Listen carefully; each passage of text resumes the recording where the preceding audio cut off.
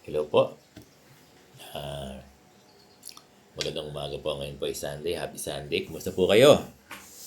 Sana po ay nasa mabuti kayong kalagayan. Bukas, may opisina ang paaralan, no? May pasok yung mga non-teaching. Bukas yan, no? Kasi pag Fridays, work from home yung mga non-teaching. Kasama yung mga head teachers, tsaka Sir Bong. Yan. So pag Friday ay hindi na tayo pupunta ng school, pwede naman sa bahay na lang.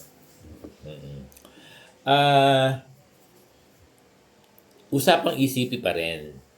Ngayon tungkol naman sa mga master teacher at sa mga principal positions na nag-a-apply ng ECP. Ako din naman, ito rin yung sinasabi ko sa mga sa mga master teacher ko at sa mga principal dito sa amin sa Division of Caloocan. Kasi Sir Bong ang presidente ng APSAC, Association ng mga Secondary School Principals dito sa Caloocan. At yung mga master teachers namin, sinasabihan ko, kasi ito rin yung ni-request, ng division office, hindi lang sa Caloocan. Kahit sa mga ibang division, ganito rin yung appeal ng division office sa mga master teachers at sa mga principal one. Although kasi may provision dun sa ECP na 3 salary, na pwede ka mag-apply ng 3 salary above your current positions. Sabihin, teacher 1, pwede ka mag-apply ng 2, 3, teacher 4, no? Yung mga teacher 3, pwede sila mag-apply ng teacher 6, no? Kaya lang yung mga teacher 1, hindi advisable na mag-apply kayo ng teacher 4, teacher 3. Di ba? Mahirap kasi kapag nag-a-apply kayo ng mas mataas na posisyon, yung requirements, yung requisite ng COI and COI ay masyadong complicated. Mataas yung level. Pwede natin sabihin na gano'n. Ngayon sa mga master teacher 1, no doubt na mahuhusay kayo. Master teacher na kayo eh. No doubt na magaganda yung mga NCOI, COI nyo. Diba? And even yung ating mga principal, no doubt talagang makukumplay nyo kapag nag-apply kayo ng 3 salary grade higher. At even din yung mga master teacher 1 applying to master teacher 1, 2, 3, 4 to master teacher 4. And no doubt, kasi mahuhusay yung mga master teacher. Hindi ko naman sinabing hindi mahuhusay yung mga non-master teacher and non-principal, no? Mahuhusay lahat. Kaya lang, ako din naman, ang request ko sa inyo, kasi kapag nag-apply yung master teacher 1 to master teacher 4, ang laki ng fund na uubusin para sa kanya kasi ang laki ng sahod niya eh. Biro mo, ang taas ng salary grade ng master teacher 4. Taas. Salary grade yes, mataas ang salary grade. Yung master teacher 2, mataas na rin eh. Edi lalo na yung 3, edi lalo na yung 4. Diba? Kaya kung ako sa mga master teacher 1, kasi ganito magiging thinking eh. Buti sana ko ang budget ay sobra-sobra. Talagang kada replenish ay malaki. Kayang i-accommodate. Kaya lang, sa dami ng mga guro nag-a-apply, talagang magkakaroon ng limitation. Diba? Kaya kung ako sa mga master teacher, ito na yung point ko. Kung mag-a-apply kayo, diba, at matutulungan nyo pa yung division nyo, matutuwa pa yung division nyo, 1 level lang, 1 salary grade lang ang applyan nyo. Kasi master teacher naman na kayo eh. Diba? Yung master teacher 1, kahit ako, I advise, na hanggang master teacher lang, 2 lang muna ang applyan. Alam niyo, mas ano yan, mas easy yan. Tapos, Master Teacher 2 kayo, Master Teacher lang mo, 3 mo lang muna applyan. Kasi kung Master Teacher 2 ka ngayon, ang applyan mo Master Teacher 5, mag-iisip yung division office mo. Iuhuli ka. Diba? Kahit ako, iuhuli kita eh. Kasi, ang laki kasi nung budget na ilalaan sa'yo. Kasi 3 salary grade ang ina-applyan mo. Kaya laki lang sahod ng mga master teacher.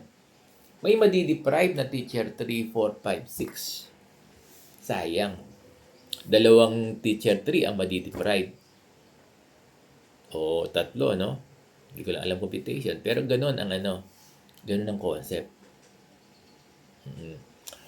Paano sir yung principal? Ganun din yung principal. Unless kung magkaroon naman, kung meron namang kung meron naman natural vacancy, yung principal 1, oo, pwede mag-apply ng principal 3, no? Huwag lang principal 4, oo. Hindi applicable sa atin yung 3 salary grade higher eh. Kasi ako, principal 1 to 3 ako eh. Kasi natural vacancy yon. Natural vacancy. Tapos principal 4. No? Pero kung reclassification under ECP dahil limitado yung budget, kung ako doon sa principal 1, mas matutulungan mo pa yung division office at saka mas mapapabilis mo yung reclassification mo. Kung principal 1 ka, principal 2 lang muna. Oo, kasi ganito rin sa amin eh, yung mga natural vacancy. Tapos principal 2, principal 3.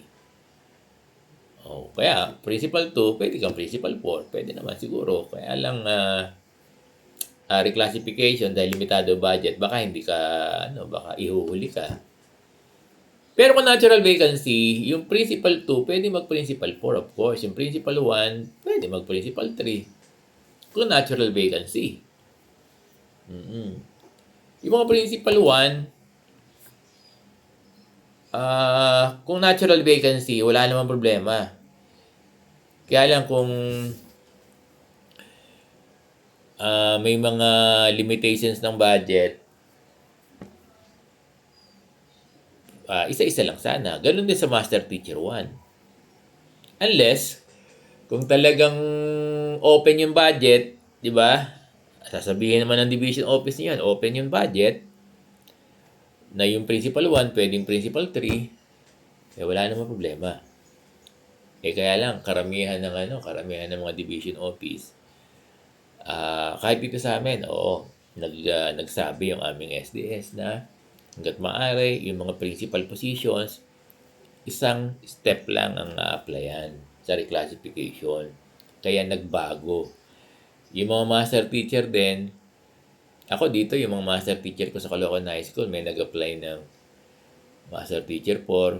Hindi ko lang alam kung pero ang ina-advise ko sa master teacher 1 namin sa Caloocan High School, mag-apply lang muna ng master teacher 2 kasi baka mamaya inisip ko, baka mamaya ihuli kayo. Di ba? Tapos naubusan ang pondo. Huli kayo eh. Naintindihan ko yung mga division office kung ganyan, para sa master teachers at sa mga principal. Kaya kung ako sa inyo, play wise. Yung mga master teacher 1, master teacher 2 lang muna. Although may provision sa ECP na hindi naman binabawal na po pwede kayo mag-apply ng 3 steps higher. Kaya lang, limitado kasi yung budget. Sana nakukuha nyo.